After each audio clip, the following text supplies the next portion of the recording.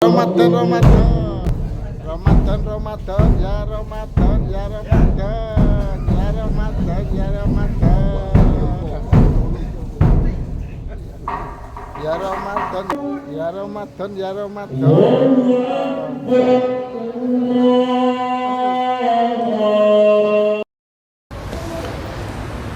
Hadirin hadirat yang dirahmati Allah Subhanahu wa taala, seluruh jajaran takmir, para jamaah sekalian yang senantiasa mudah-mudahan selalu mendapatkan rahmat dari Allah. Kajian ini akan kita bahas fokus terkait tentang sunnah-sunnah yang harus diperhatikan bagi orang yang menjalani puasa secara umum, khususnya puasa di bulan suci Ramadan. Man shoma yauman, barang siapa yang berpuasa yauman, sehari,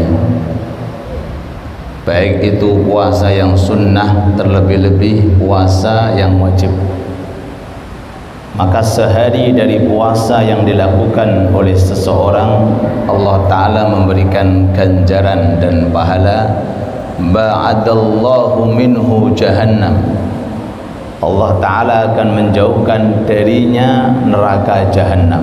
Alhamdulillah. Masirata mi'ata am, dengan jarak 100 tahun. Jadi selain pahala dan ganjaran yang sudah kita ketahui bersama, di antara ganjaran yang Allah Ta'ala janjikan khususnya hari ini puasa kita yang kita lakukan, Allah Ta'ala menjauhkan jahannam dari kita di akhirat dengan jarak berjalan 100 tahun. Alhamdulillah.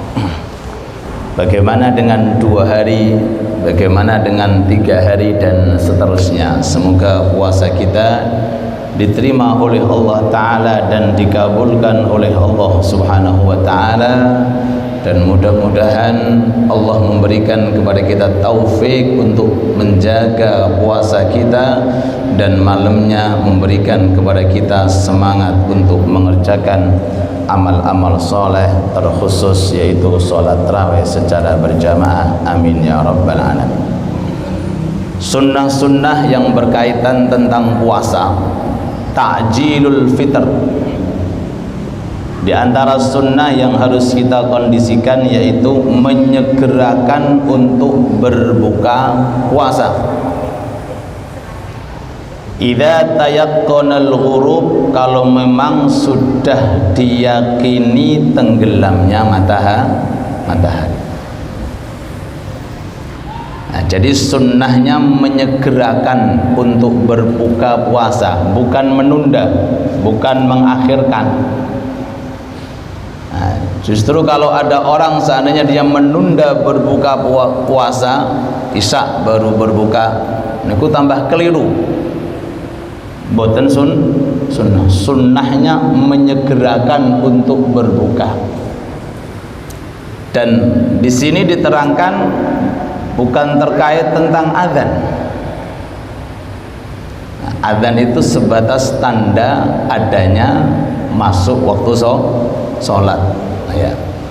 Kalau seandainya seseorang tidak mendengarkan azan, mungkin dalam bepergian, ketika melihat jam sudah disesuaikan, diyakini kebetulannya sudah bisa untuk berbuka walaupun tidak mendengarkan adzan. Jadi idza tayaqqanal ghurub, kalau sudah betul-betul tenggelamnya matahari diyakini, maka segeralah untuk berbuka puasa. Ini sunnahnya. Jadi boten menterlambatkan berbuka, boten. Sampai-sampai bagi yang adzan, bagi orang yang adzan itu jangan adzan dulu, batalkan puasa dulu walaupun dengan 1 kurma, walaupun dengan seceguk air. Nggih, apalagi kalau adzan itu 1/4 jam, entek Pak gorengane. Itu. Ya, ketika pas adzan tiba, maaf, ketika pas waktu tiba, okay, dibatalkan dulu puasanya, takjil dulu, entah itu kurma, entah itu air, entah itu apa sajalah, minuman atau makanan, ya. Tapi juga jangan banyak-banyak, udang sak piring, ditunggu orang banyak, dibatalkan dulu baru kemudian adzan. Nah, itu amalannya orang-orang salaf terlebih dahulu terkait tentang muadzin. Nah, terus ini sunnah harus kita perhatikan. Ketika adzan tiba atau mungkin yang tidak dengar adzan, kalau sudah diyakini itu matahari tenggelam, maka segeralah untuk berbuka puasa. Kalau yakin, kalau ragu-ragu jangan. Nah, kalau ragu-ragu jangan. Cuma kondisi saat ini masjid ada, musola ada, jam tangan ada, maka insya Allah bentuk keyakinan yang ada pada diri kita sangat terkondisikan dan cukup dengan adzan sebagai bukti adanya waktu maghrib telah tiba. Naam. Kalau seseorang itu ragu-ragu, contohnya ya bukan dalam kawasan perumahan, atau mungkin contohnya seseorang tidak memiliki jam yang paten, ragu-ragu, maka jangan menyegerakan berbuka. Justru sunnahnya mengakhirkan berbuka sampai betul-betul orang itu yakin bahwa waktu untuk maghrib telah tiba. Allahumma shalli ala Muhammad. Ta'jilul fitr, menyegerakan untuk berbuka. Nabi Muhammad sallallahu alaihi wasallam bersabda, "Ma zalat ummati bi khair ma ajjalul fitra." Umatku ini selalu dalam keadaan baik selama ketika berbuka puasa segera untuk berbuka, tidak menunda-nunda. Terus timbul masalah, kan adzan, sedangkan adzan itu juga harus didengarkan. Gimana betul? Bagaimana jawabannya? Dijawabi sambil kita berbuka. Allahu Akbar, sambil makan Allahu Akbar, Allahu Akbar. Jadi menjawab adzan di sela-sela kita berbuka. Nah, ini. Jangan kalau ketika adzan kita mendengarkan kalah mbek koncone sampean entek sik sampean disian. Wa hakadha. Hakadha. Nggih. Jadi kembali, bagi orang yang adzan disunnahkan membatalkan puasa dulu baru kemudian adzan. Kira muadzin. Bagi yang tidak adzan langsung ketika Allahu Akbar, bahkan mungkin ada sisi keterlambatan antara, maaf, mungkin ada sisi perbedaan antara adzan dengan masuknya waktu.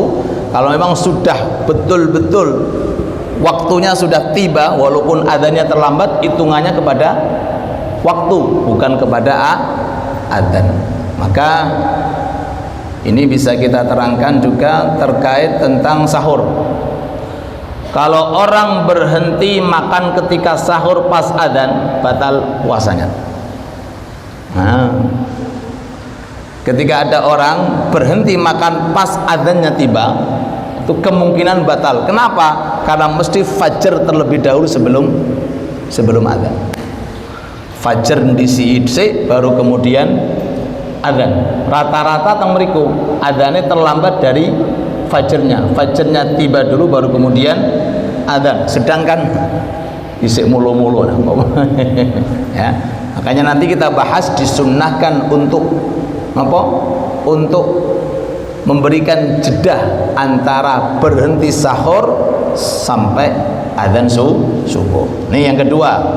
Allahumma shalli ala Muhammad. As-suhur. Jadi yang betul itu bahasanya bukan sahur, suhur. Kalau sahur ya, tapi bahasa Arab ngeten, bahasa Indonesia di apa-apa oke aja. Ya, sing bener itu bukan sahur tapi suhur. Kayak wudu. Wudu itu apa? Pekerjaannya. Ya, namanya wudu. Kalau suhur itu pekerjaan sahurnya, kalau sahur yang dimakan. Tapi itu terkait tentang bahasa Arab, ada sisi perbedaan antara suhur dengan sahur. Kalau orang Indonesia podo kabeh sing penting pokoke mangan ngene. Ya, jadi kalau seandainya mau benernya istilah niku suhur, suhur, bukan sahur, sahur. Suhur, suhur. Kayak wudu, wudu bukan wudu. Kalau wudu itu airnya, kalau wudu pekerjaannya. Begitu pula suhur, sahur. Termasuk juga sunnah. Kalau orang tidak sahur hukum sah. Kalau seandainya ada orang nggak mau sahur, hukumnya sah-sah juga. Cuma sunnahnya seseorang untuk sahur. Diterangkan walau bijur'ati ma', walaupun hanya seceguk air. Seceguk air. Mungkin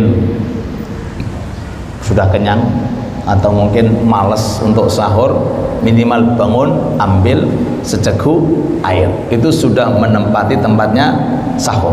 Nah, ya, karena kebiasaan orang-orang Yahudi kalau puasa gak gelem sahur. Nah, Islam datang, betul ada kesamaan terkait tentang ibadah puasa, tapi beda cara melaksanakannya. Allahumma shalli ala Muhammad. Muslimin puasa, Yahudi puasa Asyura, tapi sistem dan trik caranya beda. Kalau orang Yahudi nggak mau sahur, kalau orang Yahudi bukannya nanti, nggak mau cepet-cepet. Datang orang Islam dianjurkan bukanya disegerakan, kemudian sahurnya ditakhirkan. Tetap sahur walaupun cuma seceguk air. Dalam kitab ini diterangkan hikmahnya at-taqawi 'ala shaum, supaya kita dikasih kekuatan untuk berpuasa. Nggih, niku hikmahnya sahur. Makanya waktu sahur tiba itu min muntasofil lail. Kapan seseorang dikatakan makanya itu menempati sahur, mulainya dari separuh malam. Jadi kalau ada orang makan jam 10 warak belum sahur, itu jenenge imboh. Ya, nggih. Jam 10 11 makannya kenyang, belum sahur. Sahur mulai separuh malam. Separuh malam jam berapa, Pak? 12, jam 1, jam 2 sudah sahur. Itu waktunya. Cuma sunnahnya kalau tadi buka dianjurkan untuk menyegerakan, kalau sahur dianjurkan untuk mengakhirkan. Nggih, kalau jenengan sahur jam 1, jam 8 golek mangan lah men. Nggih, sahurnya jam 1, jam 8 golek sarapan, udah krocok-krocok nih. Nah, makanya ditakhirkan. Lah, ditakhirkannya sahur itu usahakan berhenti jenengan sahur, berhenti makan minum, antara berhenti makan dengan adzan kurang lebih kalau digunakan baca Quran 50 ayat. Napa? Makanya ada istilah imsak. Apa itu imsak? Menahan. Bukan berarti sudah selesai waktunya sahur, enggak, cuma dianjurkan untuk menahan. Imsak, berhenti dari makan minum. Bagi yang belum sahur masih terus diperbolehkan, tidak ada masalah, karena imsak hanya sekedar jedah kesunahan untuk menahan makan dan minum. Dan itu antara imsak dengan adzan, itu kata ulama disunnahkan kalau orang mau memprediksi bacalah Quran 50 ayat, itu waktunya. Cukup berapa? Kalau dalam kitab ini kurang lebih antara 5, 10 sampai seperempat jam, itu waktu imsaknya. Nah, bahkan kesunahan sahur ini walaupun dia sudah kenyang, masya Allah, walaupun sudah kenyang, ya mungkin bukannya wakil Pak, tetap disunahkan sahur, tetap sahur walaupun cuma 1 kurma, walaupun cuma seceguk air. Nah, sunnahnya sahur dengan berbuka sama. Berbuka diawali dengan apa? Gorengan dan apa? Kurma. Begitu pula sahur juga kurma. Apa yang disunnahkan dalam berbuka ketika dimakan atau diminum itu pun juga disunnahkan ketika sahur. Jadi diawali dengan kurma terlebih dahulu, sama dengan berbuka diawali dengan kurma. Itu sunnahnya. Nah, adab-adab semacam ini, sunnah-sunnah semacam ini kalau kita perhatikan, niki level pahala puasa kita tambah. Makanya ada pahala puasa, pahala zatnya puasa. Ada lagi pahala di atas puasa kalau seseorang itu malamnya ikut tarawih, ada pahala sendiri.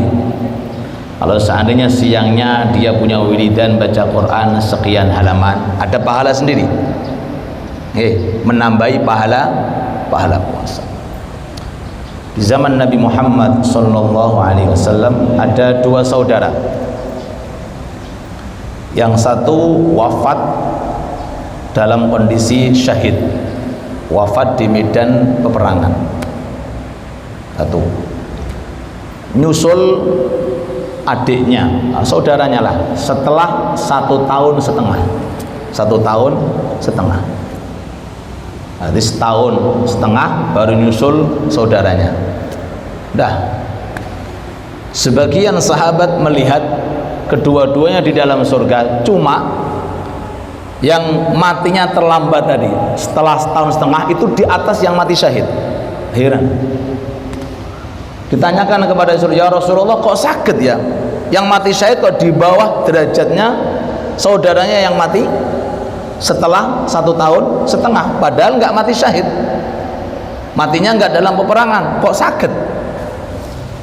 Dijawab oleh Nabi Muhammad sallallahu alaihi wasallam, umure luwih akeh saudaranya dan jamaah luwih akeh karena 1 tahun setengah, jumatane luwih akeh, mendapati Ramadan. Oh loh itu Pak, hah? Jadi kita doa mudah-mudahan umur kita panjang dan berkah, amin ya rabbal alamin. Jadi hari itu kesempatan kita untuk meraih pahala, malamnya pun juga pahala, wabil khusus di bulan suci Ramadan.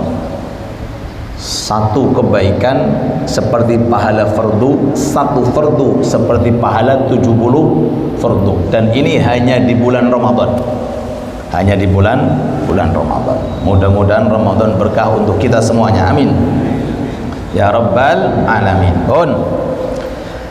Terus ini dua hal yang perlu diperhatikan saat kita sedang berpuasa. Kelanjutannya, dianjurkan pula seseorang itu untuk berbuka puasa pertama ala rutop. Kalau ada rutop, mertas rutop sing koyok sawun Pak, nah itu rutop, paham nggih? Rutop. Ada korma, ada rutop, pilih rutopnya dulu. Nah, pertama rutop. Ini jenengan sakit, nggih monggo dibeli Pak. Nggih, ini sunnah. Nggih. Berapa witir? Witirnya berapa? 99. Ya sak piring dhewe. 99. Nggih, ngoten nggih witir nggih. Ha ya sak kertas dhewe ya. Witir 1. Tambah lagi 1 2, tambahin malih 3. Pokoknya witir. Tambah lagi 4, tambah lagi 5. Oh sampai 99. Pokoknya witir, sunnahnya witir. Pertama rutop. Ya, kalau nggak ada rutop, ya ada sebelum korma namanya buser atau biser. Biser itu kalau di Indonesia Allah alam itu masih kemampu. Kalau bahasa Mangga namanya kemampu. Jadi sing ngeletak, kalau dipakan kletak. Nah, kemampu. Kalau kami di Yaman, wah, gotek dhewe Pak kurma niku, tinggal makan aja.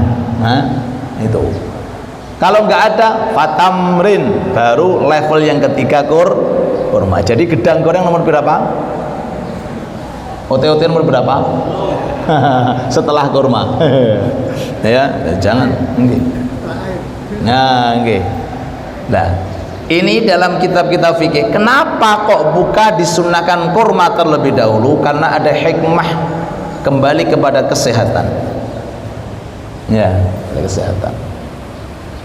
Di antaranya untuk mengembalikan kelemahan yang ada pada mata bagi orang yang berpuasa.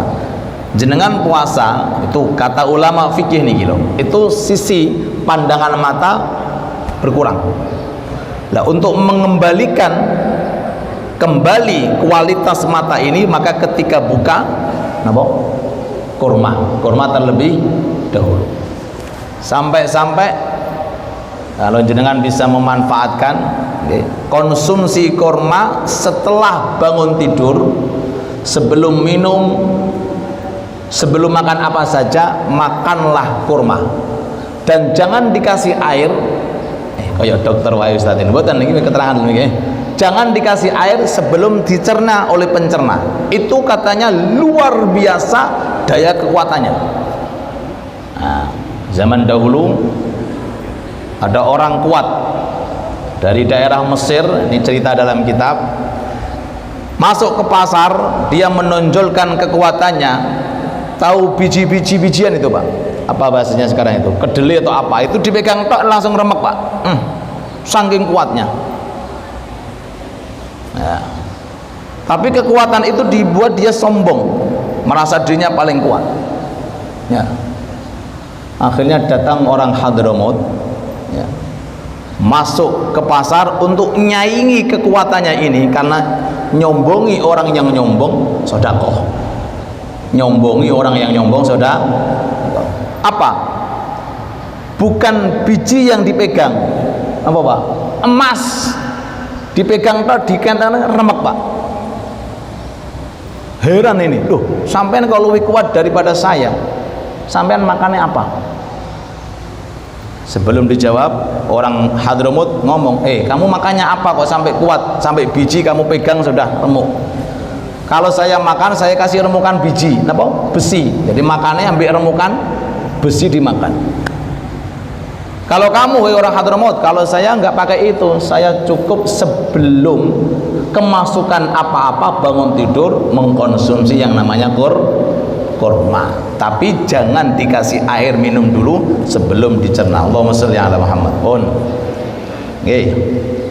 Kalau nggak ada kurma, tadi rutab nggak ada, bisr nggak ada, kurma nggak ada, fama Zamzam, air Zamzam.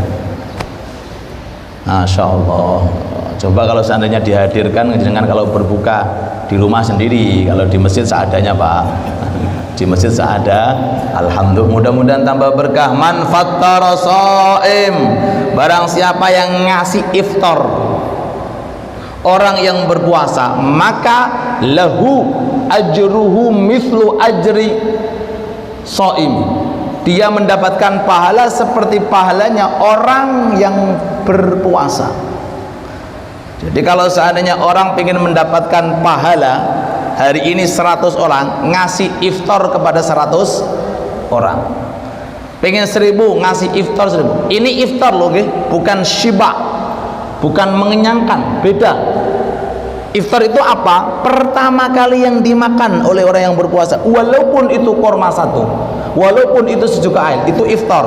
Adapun membuat kenyang, tambah ngai nasi sak bungkus, tambah itu, tambah pahalanya dilipat gandakan oleh Allah, oleh iftar. Sampai sahabat mengatakan, ya Rasulullah, kami sahabat itu tidak punya apa-apa, bagaimana cara ngasih iftar kepada orang lain? Walau bijur'ati ma', walaupun cuma seceguk air. Mudah-mudahan yang ngasih iftar rezekinya ditambahi oleh Allah, diberkahi oleh Allah rezekinya, insya Allah usahanya dilancarkan oleh Allah Ta'ala, dan hidupnya tambah berkah fid dini wad dunya wal akhir. Mak Zamzam, kalau ada jenengan hadirkan rutab, Masya Allah Pak, yuk hadirkan bisr, yuk hadirkan tamar kurma, yuk hadirkan mak Zamzam, Masya Allah. Kalau nggak ada famain, air minum biasa, air minum biasa. La yukallifullahu nafsan illa usaha. Ya kalau nggak ada seadanya Pak, nggak ada air, nemen, air minum nggak, ternyata nggak ada. Dalam perjalanan sangune cuma permen, fahulun, sesuatu yang manis pun, sesuatu yang manis. Jadi itu derajatnya orang ketika berbuka puasa bahkan diatur. Justru enak dewe langsung nyandak sakar beda diatur oleh agama.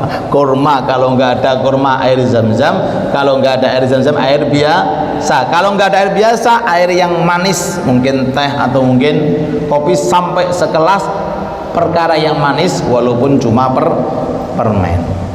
Nggak ada ini Pak. Pokoknya dianjurkan untuk berbuka puasa walaupun dengan mendatangi seorang istri. Itu dalam kitab fikih semacam itu. Nggih. Pun. Nggih. Saya pinten maghribnya. Wallahu taala alam. Mari kita lantunkan sambil menunggu berbuka puasa. Mudah-mudahan apa yang sudah kita kaji bisa diamalkan secara istiqamah. La ilaha illallah, astaghfirullah. Nas'aluka ridhaka wal jannah wa na'udzu bika min sakhatika wan nar. Asyhadu an la ilaha illallah, astaghfirullah. As'aluka ridhaka wal jannah wa na'udzu bika min sakhatika wan nar. Asyhadu an la ilaha illallah, astaghfirullah. Nas'aluka ridhaka wal jannah wa na'udzu bika min sakhatika wan nar. Allahumma innaka 'afuwun karim tuhibbul 'afwa fa'fu 'anna. Allahumma innaka 'afuwun karim tuhibbul 'afwa fa'fu 'anna. Ashhadu